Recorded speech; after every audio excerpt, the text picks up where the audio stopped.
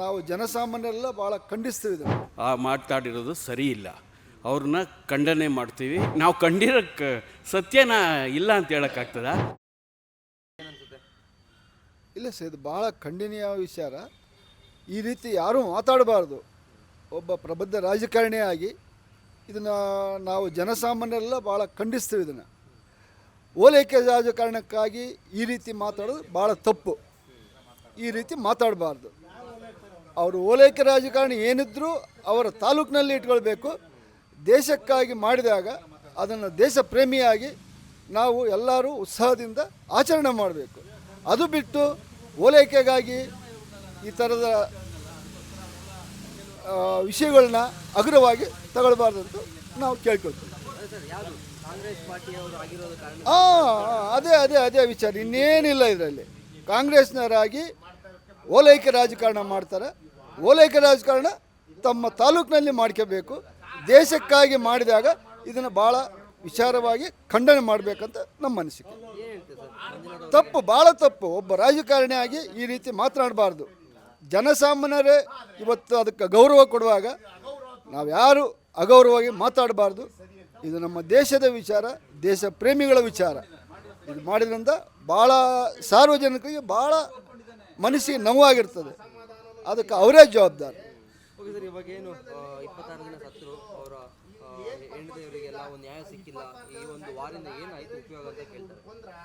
ಒಬ್ಬ ದೇಶದ ಪ್ರಧಾನಿಯಾಗಿ ಸನ್ಮಾನ್ಯ ನರೇಂದ್ರ ಮೋದಿಯವರು ಜನಸಾಮಾನ್ಯರ ರಕ್ಷಣೆಗಾಗಿ, ಮುಂದೆ ಆಗ್ತಕ್ಕಂಥ ಅನಾಹುತಗಳಿಗಾಗಿ ಬರೀ ಅವರ ಉಗ್ರವಾದಿಗಳ ಅಡ್ಡೆಗಳ ಮೇಲೆ ಮಾತ್ರ ಅಟ್ಯಾಕ್ ಮಾಡಿದ್ದಾರೆ.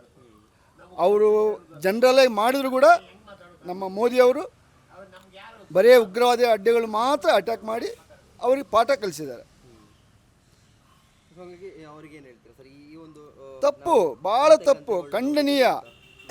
ಮಾಡಲೇಬಾರ್ದು. ಇಂಥ ವಿಚಾರನ ಭಾಳ ಸೂಕ್ಷ್ಮವಾಗಿ ಮಾತಾಡಬೇಕು, ಸೂಕ್ಷ್ಮವಾಗಿ ನೋಡಬೇಕು, ಸೂಕ್ಷ್ಮವಾಗಿ ಅರ್ಥಕೊಳ್ಳಬೇಕು. ಇದು ಯಾರು ಮಾತಾಡಬಾರ್ದು. ಸಾರ್ವಜನಿಕರೇ ಇವತ್ತು ಖುಷಿಲಿಂದ ಸಂತೋಷದಿಂದ ಮೆರೆದಾಡ್ತಾ ಇದ್ದಾರೆ. ಅಂಥ ಟೈಮ್ನಲ್ಲಿ ಒಬ್ಬ ರಾಜಕಾರಣಿಯಾಗಿ ಈ ರೀತಿ ಮಾತನಾಡಬಾರ್ದು. ಒಬ್ಬರು MLA ಆದವರು ಈ ಥರ ಮಾತಾಡಿರೋದು ಸರಿ? ಇದು ಸರಿ ಇಲ್ಲ.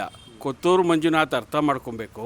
ಒಂದು ದೇಶದ ರಕ್ಷಣೆ ಅಂತ ವಿಷಯ ಬಂದಾಗ ಈ ಥರ ಭಾಳ ಸೂಕ್ಷ್ಮ ವಿಚಾರ ಇದು. ಇದನ್ನು ಇಷ್ಟು ಕೇವಲವಾಗಿ ಮಾತಾಡೋದು, ಒಬ್ಬ MLA ಆಗಿ, ಒಬ್ಬ ರೆಪ್ರೆಸೆಂಟೇಟಿವ್ ಆಗಿ ಮಾತಾಡಿರೋದು ಸರಿ ಇಲ್ಲ. ಅವ್ರನ್ನ ಖಂಡನೆ ಮಾಡ್ತೀವಿ.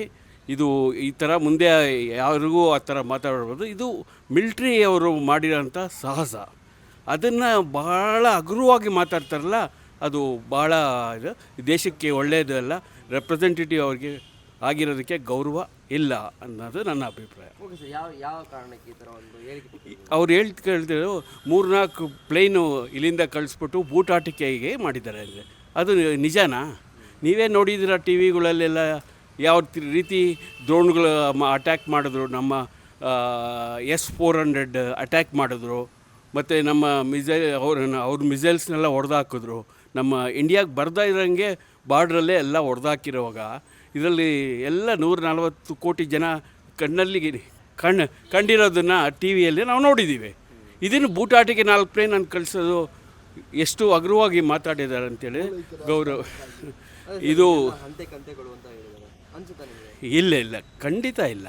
ಇದು ನಾವು ಕಂಡಿರೋ ಸತ್ಯನ ಇಲ್ಲ ಅಂತ ಹೇಳೋಕ್ಕಾಗ್ತದ? ನಾವು ಟಿ ವಿಗಳಲ್ಲಿ ನೋಡಿರೋದು ಲೈವಲ್ಲಿ ಎಷ್ಟು ಈಗ ಅಡ್ವಾನ್ಸ್ ಆಗಿದೆ ಟೆಕ್ನಾಲಜಿ. ಏನೇ ಒಂದು ಚೂರು ಎಲ್ಲಿಯ ಪ್ರಪಂಚದಲ್ಲಿ ಎಲ್ಲೇ ಆದ್ರೂ ಇವಾಗ ಯೂಟ್ಯೂಬಲ್ಲಿ ಮತ್ತು ಎಲ್ಲ ಮಾಧ್ಯಮದಲ್ಲಿ ಬರ್ತಾ ಇರ್ತದೆ. ಅದನ್ನು ಸುಳ್ಳು ಅಂತ ಹೇಳೋದು ಇದು ಸರಿಯಲ್ಲ. ಒಬ್ಬ ಗೌರವಾನ್ವಿತ ನಾಯಕರಿಗೆ ಇದು ಶೋಭೆ ತರೋದಲ್ಲ. ಏನು ಹೇಳ್ತೀವಿ ಸರ್ ಮಂಜುನಾಥ್ ಅವರಿಗೆ? ಅದು ಖಂಡನೆ ಮಾಡಬೇಕು. ಇಂಥ MLAಗಳನ್ನ ಆರಿಸಿದಂಥ ಜನ ಅರ್ಥ ಮಾಡ್ಕೊಬೇಕು. ನಾವು ಎಂಥವ್ರನ್ನ ಆರಿಸಿದ್ದೀವಿ, ಇಂಥವ್ರನ್ನ ಮುಂದಿನ ಎಲೆಕ್ಷನಲ್ಲಿ ತಕ್ಕ ಪಾಠ ಕಲಿಸ್ಬೇಕು. Speed plus Karnataka.